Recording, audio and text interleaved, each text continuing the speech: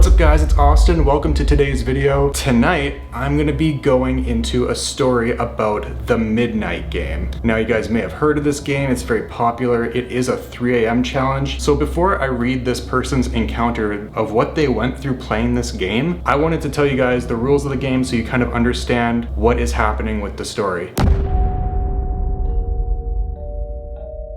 So with the Midnight Game, this was basically a real pagan ritual for people that disobeyed or dared to challenge the gods. This ritual would be inflicted upon them, I guess. So basically how this ritual works is you need a piece of paper, a pen, a thing to prick your finger, and of course, a door. Who doesn't have a freaking door? Oh, and you need a candle and a lighter. How this game works, you basically grab this sheet of paper and you write your first and last name on it. And then what you do is you prick your finger until there's blood, and then you put that on the piece of paper right below your name. I know, this is very creepy. It's a blood ritual is what it is. You're basically summoning this demon or whatever. It's a blood ritual to summon a demon. After the finger pricking with the blood and the name and everything, you go to a door in your house. You knock on it 22 times, but the trick is the 22nd knock has to happen right at midnight. So you have to time it perfectly. And then the game starts, and you will need salt for this game to make a salt circle if you decide to stop walking throughout this game. So this whole game, you're walking around your house from midnight until 3:33. This thing is in your house, basically. And it could be in your house after if you don't know how to get rid of it, or if you don't end the game properly or do the game properly. Essentially, that's what you're doing. You basically can't stand still, and if you do, I mean, you can stand still, but you have to make a salt circle where you are, and you have to stay in that salt circle until the game is over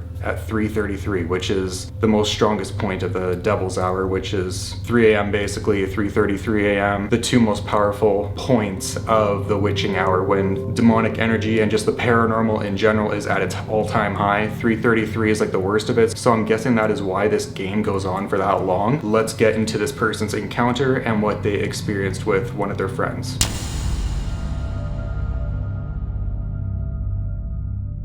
I tried the Midnight Game a couple days ago with a friend, and I still haven't fully recovered. I'd been wanting to try it for a few days, ever since I read the rules of it, to be honest. My friend was going to be staying over, so I thought this was going to be as good a time as any, and I did not, especially now, do not have the balls to do it alone. Anyways, the day was going by as normal, and I left to eat Chinese food for lunch. I generally don't even eat fortune cookies after the meal, but I decided to get one so I could see the fortune. I'm not a very superstitious guy, but the fortune sort of creeped me out. Expect the unexpected, it said. The day continued, and I kept trying to get a hold of my friend. He didn't answer his cell, house phone, or Skype, which was a video calling platform that is now non-existent, which is unlike him not to answer, but I finally managed to get a hold of him at around 8 p.m. He came over and we went to the store to get a candle. I only had one I could use, and we both needed one. So the thing with the candles, I forgot to mention this, if your candle goes out during this game, you have to quickly relight it, and you can help your friend relight it. I think the Midnight Man can stay in your house, this demonic entity. So that's another rule, forgot to mention that. On the way to the store, I noticed yet another creepy coincidence. The gas price at the station next to the CVS where we got the candle was $3.33. The time the Midnight Man allegedly leaves. It was almost midnight and we had all of our stuff ready. The only thing that was difficult was getting the blood, but we manned up and did it. As it was about to turn midnight, we stepped outside and began the ritual. As we lit our candles, I noticed I forgot my paper with my name and blood upstairs in the house. I have a massive house, and the pitch black was not only ominous but almost unbearable. As my friend and I ran to go get it, I heard a noise from outside. By the way, you don't have to start this ritual outside. I have no idea why they're doing that, but you don't have to do that. You can do it in a separate room of the house. Considering my friend had a piece of paper with his blood and full name on it outside, we hurried back out there to find that everything was as we left it. Relieved, we continued through the ritual and began the Midnight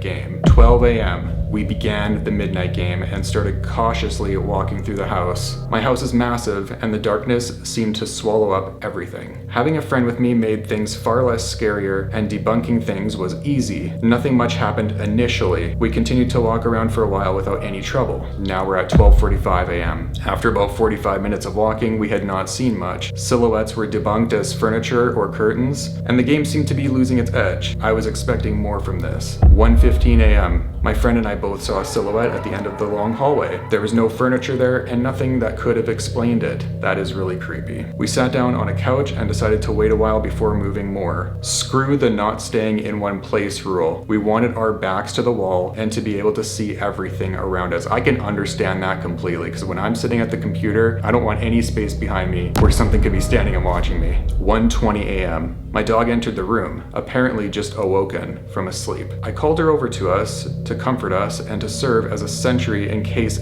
anything was actually there. She looked up at me, and as I felt the air drop in temperature and a sudden wave of goosebumps hit, she started to shake. Kind of like how dogs shake off water when they're wet. She was doing this exact thing, except there was no water on her. She did this for at least 5 seconds, and the unexpected motion caused me to angle my candle in the wrong way, making wax not only spill on me, but also douse the flame. Luckily, my friend's candle was still on, but the decrease in light made things much worse. I fumbled for the match and relit the bastard in around 30 to 60 seconds. It was a long, skinny candle, and lighting it was much more difficult than it should have been. I didn't know if this meant I lost the game, but seeing as I hadn't started hallucinating, I thought I would continue playing. So when your candle goes out, you have a certain amount of time to relight it, around like 10 seconds or so, I think. Pretty sure that's what that rule is. 1:30 a.m. My friend and I explained the temperature drop as the air coming from the air vent right above the couch was on. We didn't have an explanation for the dog entering or her shaking, but we decided we weren't going to be sitting anymore. We kept walking about, seeing more things, and being much more on edge. Now, I don't know if they did a salt circle while they were at the couch, but if they did, you're not supposed to leave the salt circle. I'm not sure how you would do that with a couch. You'd have to circle the entire couch if you can. So they might have already messed up already. 2:30 a.m. After an hour more of walking, I experienced my first full-on hallucination. I know it was a hallucination because my friend didn't see it and I couldn't debunk it at all. Okay, that's scary.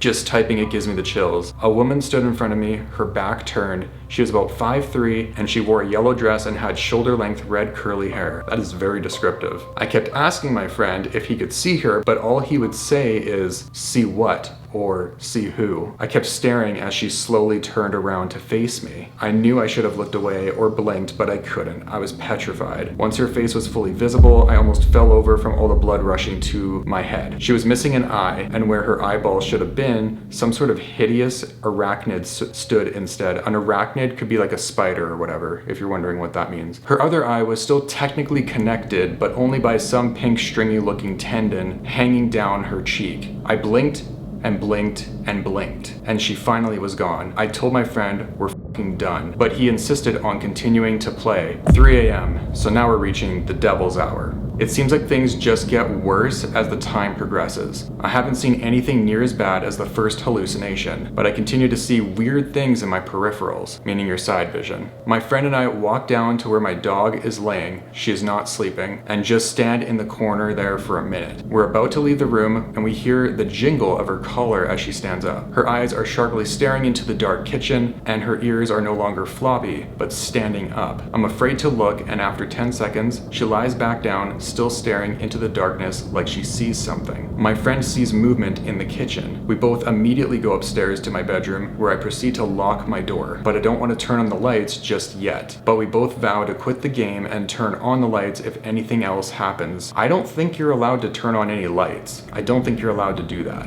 I think the only light or whatever you're supposed to have is the candle emitting candlelight. 3:33 a.m. rolls around. For the last half hour, we have been deathly silent. We haven't seen anything unusual in the room, probably a good sign, but dear God, have we heard things. Footsteps sound like they're coming from somewhere upstairs, and I can't place where, but it's not in a room where any of my family members are sleeping or would have ever visited at this time. I keep eagerly waiting for a flush so I can just laugh and say, oh, that must just be someone in the room. But nothing follows the footsteps but silence. But then more floorboards start creaking. As the clock hits 3:33, I swear I can hear a high-pitched snickering coming from below me, and I no longer care. Oh my God. I turn on the lights and immediately go to sleep. You immediately go to sleep. After all of that happening, I would not be able to sleep.